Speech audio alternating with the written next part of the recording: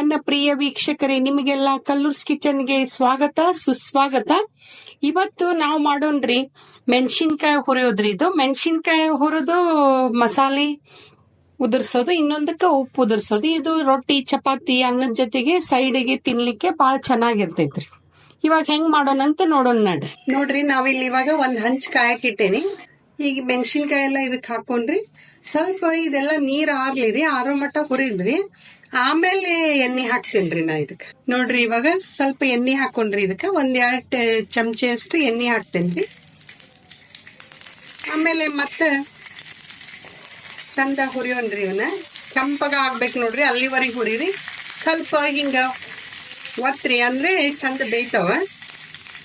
ಎಲ್ಲಾ ಕಡೆ ಬೇಯುವಂಗ ನೋಡ್ಕೊಳ್ರಿ. ನಾನು ಈ ರೀತಿ ಕೈಯಾಡ್ಸ್ಕೊಂತ ಇರಾಕತ್ತೇನ್ರಿ, ಯಾಕಂದ್ರೆ ಚಂದಾಗ ಹುರಿಲಿ ಅಂತ ಕೈಯಾಡ್ಸಾಕತ್ತೇನಿ.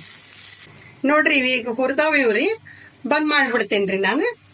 ಇವಕ್ಕೆಲ್ಲವಕ್ಕೂ ಬಿಸಿ ಇರುವಾಗ್ಲೇನೆ ಸ್ವಲ್ಪ ಉಪ್ಪು ಹಾಕ್ತೇನ್ರಿ. ಒಂದ್ ಅರ್ಧ ಚಮಚೆ ಉಪ್ಪು ಹಾಕ್ತೇನ್ರಿ. ಎಲ್ಲ ಚಂದ ಕೈಯಾಡೋಣ.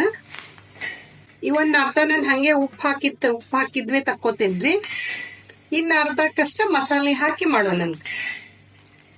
ಇದಕ್ಕ ನಾ ಸ್ವಲ್ಪ ಒಂದ್ ಅರ್ಧ ಸ್ಪೂನು ಧನಿಯಾ ಜೀರಿಗೆ ಪೌಡರ್ ಹಾಕ್ತೇನ್ರಿ. ಒಂದ್ ಅರ್ಧ ಸ್ಪೂನು ಮತ್ತ ಗರಂ ಮಸಾಲೆ ಪೌಡರ್ ಹಾಕ್ತೀನಿ. ಮತ್ತೆ ಸ್ವಲ್ಪ ಪುಟಾಣಿ ಹಿಟ್ಟು ಹಾಕ್ತೀನಿ, ಒಂದ್ ಸ್ಪೂನಷ್ಟು ಪುಟಾಣಿ ಹಿಟ್ಟು ಹಾಕ್ತೀನಿ. ಇವಾಗ ಚಂದ ಕೈಯಾಡ್ತೀನಿ. ಈಗ ನೋಡ್ರಿ ಇದು ಮಸಾಲೆ ಇದನ್ನು ರೆಡಿ ಆಯ್ತು. ಒಂದು ಯಾವ್ದು ಬೇಕು ಅದನ್ನ ತಿನ್ರಿ. ನೋಡ್ರಿ ನಾನು ಇವಾಗ ಹುರುತ್ತೇನ್ರಿ ಮಸಾಲೆ ಒಂದ್ ಸ್ವಲ್ಪ, ಮತ್ತ ಉಪ್ಪು ಹಾಕಿದ್ದು ಒಂದ್ ಸ್ವಲ್ಪ.